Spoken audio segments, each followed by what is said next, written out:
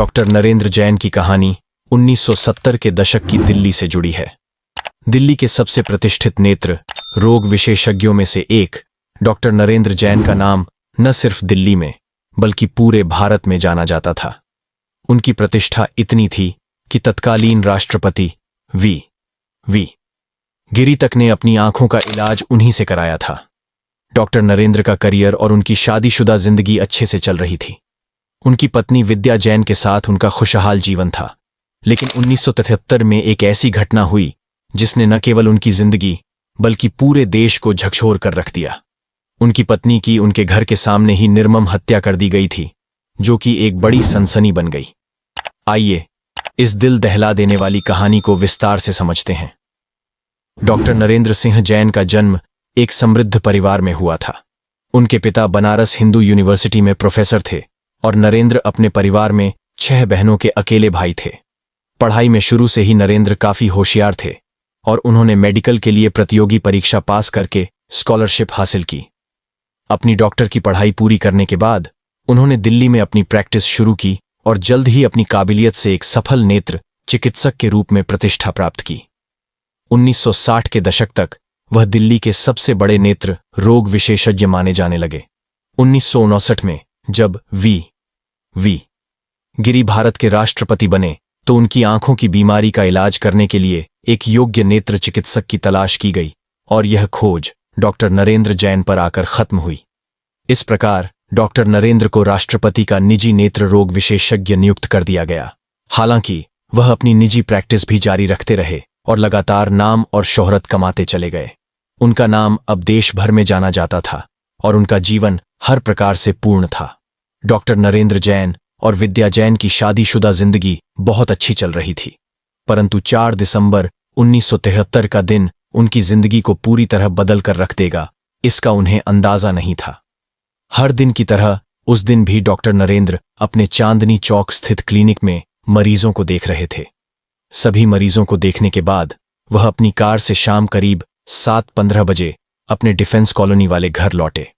घर पहुंचने पर उन्होंने देखा कि उनकी पत्नी विद्या तैयार हो रही थीं, क्योंकि दोनों ने उनकी बहन के घर जाने का प्लान बनाया था। घर से निकलने के बाद जैसे ही वे अपनी कार के पास पहुंचे, तभी डॉक्टर नरेंद्र को जोर की आवाज सुनाई दी। यह गोली चलने की आवाज थी। देखते ही देखते उनकी पत्नी विद्या जमीन पर गिर पड़ी। डॉक्टर नरेंद्र ने सहायता के लिए चिल्लाया और उनके घर में मौजूद मेहमान और नौकर भी बाहर आ गए। विद्या को तुरंत कार में डालकर पास के नर्सिंग होम ले जाया गया, लेकिन वहां पहुंचते ही डॉक्टरों ने उन्हें मृत घोषित कर दिया। यह घटना बेहद हाई प्रोफाइल थी, क्योंकि हत्या तत्कालीन राष्ट्रपति के निजी डॉक्टर की पत्नी की थी। पुलिस तुरंत मामले की जांच में जुट गई। एक टीम अस्पताल में तैनात की गई और दूसरी टीम ने क्राइम सीन की जांच शुरू की। पोस्टमार्टम रिपोर्ट में सामने आया कि विद्या जैन के शरीर पर 16 गहरे घाव थे और चाकू से उनके दिल और आंतरिक अंगों पर हमला किया गया था, जिससे उनकी तुरंत मौत हो गई थी। पुलिस ने जांच के दौरान देखा कि विद्या के शरीर पर ज्वेलरी बरकरार थी, जिससे यह संभावना कम लग रही थी कि हत्या लूट के इरादे से की गई थी। जांच के दौरान पुलिस को कई लोगों से पूछताछ करनी पड़ी। इन सभी से बात करने पर पुलिस को शक हुआ कि हत्या किसी करीबी द्वारा की गई हो सकती है।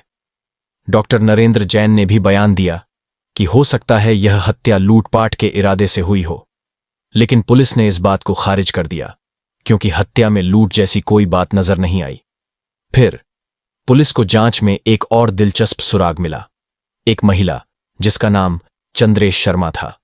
चंद्रेश शर्मा एक महिला जिसने पहले डॉक्टर जैन के साथ पर्सनल सेक्रेटरी के रूप में काम किया था। पुलिस ने पाया कि चंद्रेश और डॉक्टर जैन के बीच काफी घनिष्ठ संबंध थे। जांच में पता चला कि चंद्रेश ने डॉक्टर जैन के जीवन में एक अहम भूमिका निभाई थी। उनकी मुलाकात डॉक्टर जैन से उस समय हुई थी जब उनका दूसरा तलाक हो चुका था और उन्हें एक नौकरी की तलाश थी। डॉक्टर जैन ने उन्हें अपने पास नौकरी दे दी और धीरे धीरे उनके बीच एक संबंध बन गया। इस बात की जानकारी विद्या को भी हो चुकी थी और इसी कारण उनकी और डॉक्टर जैन के बीच झगड़े होने लगे थे। विद्या ने डॉक्टर जैन पर चंद्रेश को नौकरी से निकालने का दबाव डाला और आखिरकार डॉक्टर जैन ने चंद्रेश को 1972 में नौकरी से हटा दिया। परंतु इसके बावजूद उनका रिश्ता खत्म नहीं हुआ। डॉक्टर जैन और चंद्रेश के बीच लगातार बातचीत होती रही और दोनों शादी करने का मन बना चुके थे। लेकिन इस रास्ते में विद्या की उपस्थिति बड़ी बाधा थी। डॉक्टर जैन और चंद्रेश ने मिलकर विद्या को रास्ते से हटाने का फैसला किया।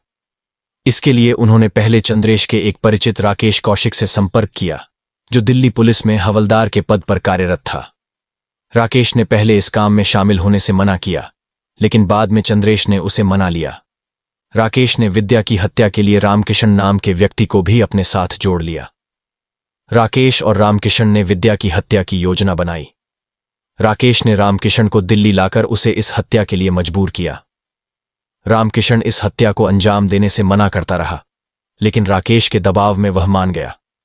आखिरकार हत्या के लिए करतार सिंह और उजागर सिंह नामक दो लोगों को शामिल किया गया। करतार और उजागर को इस काम के लिए अच्छी रकम देने का वादा किया गया था और हत्या की पूरी योजना बना ली गई थी। आखिरकार 4 दिसंबर 1973 की रात को हत्या की योजना को अंजाम दिया गया। जब डॉक्टर नरेंद्र जैन और विद्या अपनी कार के पास पहुंचे, तभी करतार और उजागर ने हमला किया और विद्या को मार दिया। इस हत्या को बेहद सटीक तरीके से अंजाम दिया गया ताकि यह एक दुर्घटना लगे। पुलिस ने जांच के दौरान चंद्रेश शर्मा, राकेश कौशिक और अन्य लोगों को गिरफ्तार कर लिया। अदालत में चले मुकदमे के बाद डॉक्टर नरेंद्र जैन और चंद्रेश शर्मा को दोषी ठहराया गया। अदालत ने अपने फैसले में कहा कि इस हत्या को पैसे और लालच की वजह से अंजाम दिया गया था। डॉक्टर नरेंद्र जैन की कहानी न सिर्फ उनके पेशेवर जीवन में उनके ऊंचे स्थान को दर्शाती है, बल्कि यह एक ऐसी कहानी है जिसमें प्यार, लालच और विश्वासघात का मिला-जुला खेल दिखाई देता है। एक प्रतिष्ठित डॉक्टर जिन्होंने अपने परिवार और समाज की मर्यादा को ताक पर रखकर एक अपराध को अंजाम दिया, उनकी यह कहानी लोगों के दिलों में हमेशा के लिए दर्ज हो गई।